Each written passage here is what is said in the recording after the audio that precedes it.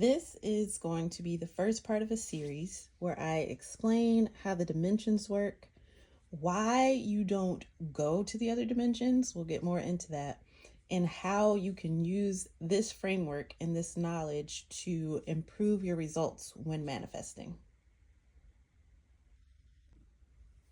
Okay, so in order to understand this big image, which is how I conceptualize the nature of reality, imagine that it's a big sphere, like an everlasting gobstopper that contains all these different dimensions. Before you understand this, we've got to break this down. This should look familiar to you. This is what we learned basic geometry in grade school. So we learned about the first, second, and third dimensions in grade school, and that absolutely does 100% transfer to this model here. It's going to be important that we refer back to this that we're familiar with in order to extrapolate and understand this framework. So if you remember, the first dimension is made up of an infinite number of 0 points, right? The second dimension, the y-axis, allows us to create two-dimensional perception. I'll call it perception because it's not really objects. When you think of objects, you think of 3D objects. But adding the second dimension allows us to perceive two-dimensional objects. When you add the third dimension, the z-axis, it allows us to perceive three-dimensional objects. Now, I'm going to take you back and forth so that you see the connections before I explain the basics of this model. So if this is the case, if when you add each dimension, it allows perception of a new kind of object or reality, that's the same for this model. We, contrary to popular belief, are not 3D beings. We exist in bodies that can be perceived as three-dimensional, but we are fourth-dimensional beings. What is the fourth dimension? You often hear people say that time does not exist, right? And that's because we're in it. We're like swimming in it. And we know that beyond the fourth dimension, it doesn't really impact our ability to perceive. So each dimension outlined is just another way that we are able to perceive the whole. That's going to make sense later as well. So the fourth dimension is the time-space continuum. The third dimension allows us to perceive static three-dimensional objects. I just used this on my nails the other night. But the fourth dimension allows that static 3D object to then move through space and time so that we could have the perception that time is passing. So when people say that time doesn't exist, what they really mean and what our soul remembers is that time is something that we created, the whole self, us, in order to perceive that time is passing. Is time actually passing? No, it's not. Everything that could ever happen, that has ever happened, every potentiality already exists in this container. But we created the fourth dimension so that we could perceive things like a lifetime, birth and death, the passage of time, so that we could learn specific lessons. That's one of the many reasons. So now we're up to the fourth dimension, the time-space continuum. If that's the fourth dimension, what exactly is the fifth dimension? Can you go there? The answer to that question is you are already there. Like I said, you already exist at all 10 dimensions, at least. That's as far as I'm able to break this down. So if we go back to our model, our geometry, this cube exists at all 3 dimensions.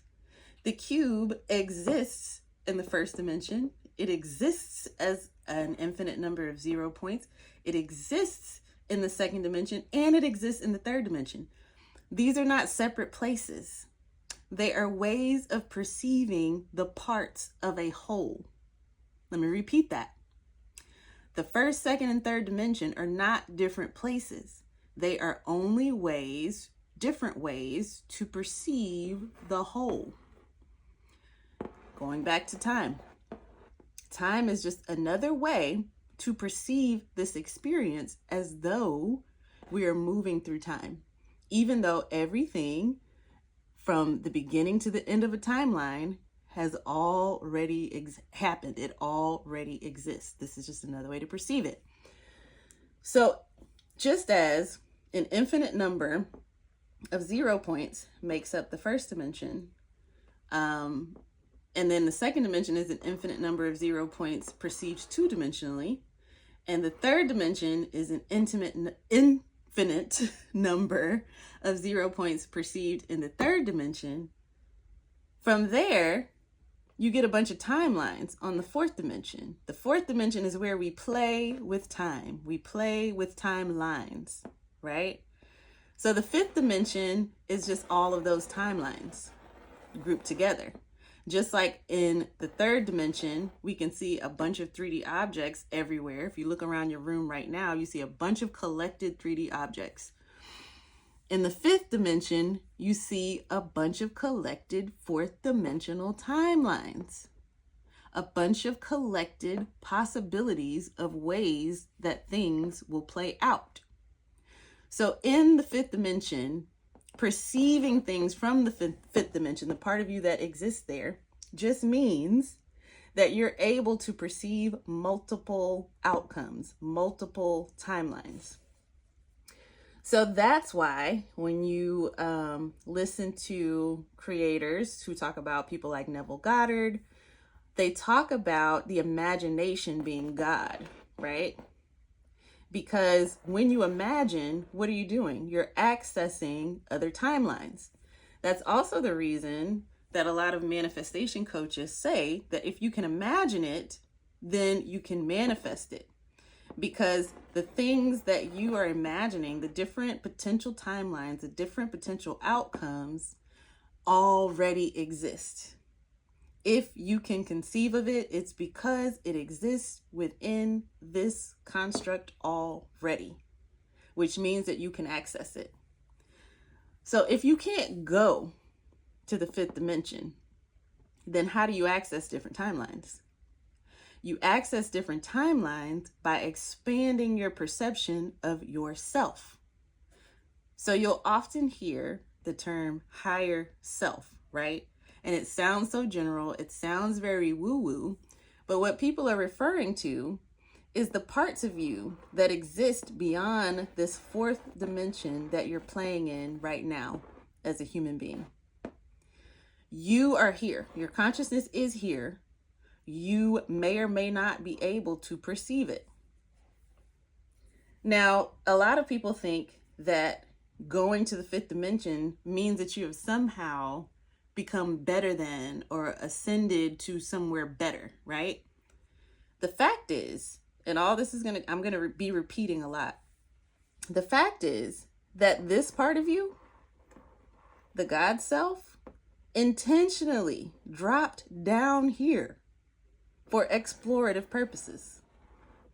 This, people like to say, oh, that's low dimensional, this, we trying to expand beyond the physical. They demonize the physical experience, but the part of you that's here intentionally broke itself out into all of the humans that are playing here for a divine experience of exploration.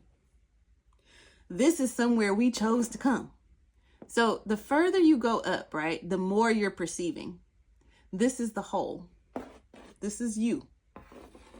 This is the consciousness that dropped itself down into the fourth dimension to play, to learn, to explore itself. Because here is where everything is perceived. If you've ever seen that movie, Everything, Everywhere, All at Once, it explores these ideas, right? And you remember there was that black donut. I forgot the name of the quote unquote villain. She wasn't really a villain. She just represented this energy. But she was gonna dive back into that black hole donut called a torus. So this is not just a sphere, but it's a torus, meaning the energy is constantly flowing through and through and through. It's ever moving, ever learning. So the collective consciousness, which is everything, dark energy, dark matter, decided it wanted to experience itself in duality. So it came here as me and you and everyone else that we interact with. So all of this is sacred, is what I'm saying. So in that movie, Everything Everywhere All at Once, when she was going to dive back into that donut, that black donut, what she was going to do was exit all of this because she saw it as negative, just like we do, and go back to the darkness, the whole, the all. But the issue, the reason why we move through we move our perception through these dimensions is because at this level, we can't know ourselves because we know all at the same time. So we can't know how we're interacting with ourselves without going and interacting with ourselves as human beings. But all of us that are playing down here are just different aspects of this greater energy. And I don't know if you can see it in the video, but at the bottom, I have this as the all-seeing eye of Horus. So if you look at this, and we're going to get beyond the fifth dimension, but if you look at this, it looks like what? An eye. Isn't that ironic that we, this is us, the whole self, us, you, made our eyeballs through which we perceive the physical reality look just like our nature, look just like the way that we're constructed. So out here, you're not able to break things down. This is supportive, right? Here in the iris is where things really enter into the eye in order to be perceived by the brain. So we are fourth dimensional beings playing down here, and our higher self consists of the parts of us that exist in these other dimensions. Now, the shape here isn't the only thing that is representative of the patterns of energy that we have created. We also repeat these patterns throughout our reality. What I've discovered over the years is that each dimension has either a feminine or masculine energy to it. Feminine energy is imperceivable. It represents the dark portal through which potential is birthed into the experience. The masculine energy is what has been birthed. It is what is perceivable. So you'll see, you may not be able to read this unless you zoom in, but I've identified which of the dimensions are feminine and masculine, but there's this pattern. We decided in this particular universe, in this particular reality, multiverse, whatever you want to call it, that we wanted to explore ourselves via duality. So that pattern presents itself in everything in our reality, including the very dimensions through which our perception and consciousness can travel to explore ourselves. So, this fifth dimension represents all possible timelines. A lot of us have considered this, if you look at the Marvel Universe, to be all there is.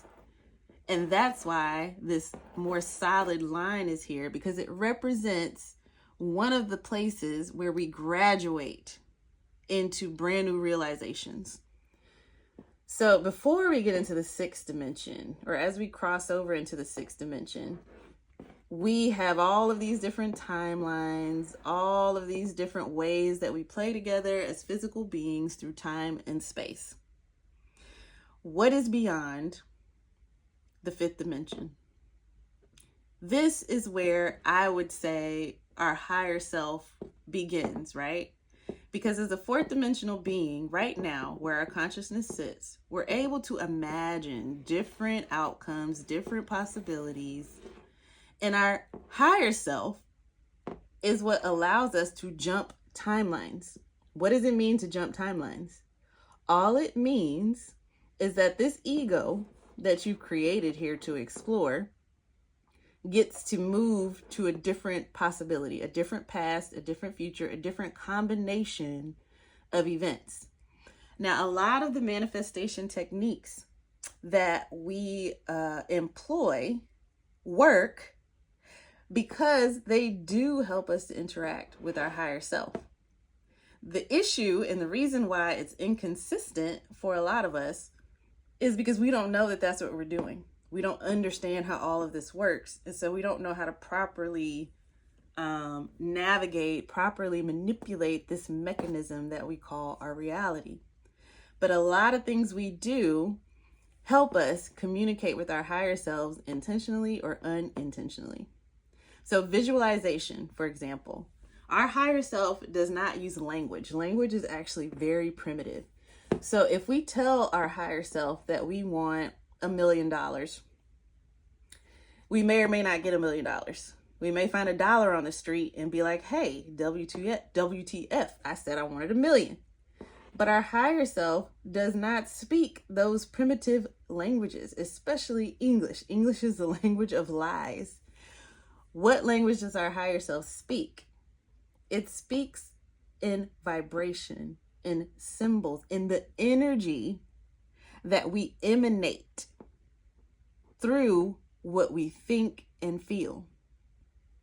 So if we're visualizing $1 million, but we have a limiting belief that says we can't get that much money at once, it has to come from the lottery, or we have to be an evil businessman, then our higher self hears that too. It hears, I want $1 million, but I believe that I can't get all that money right now. It's impossible.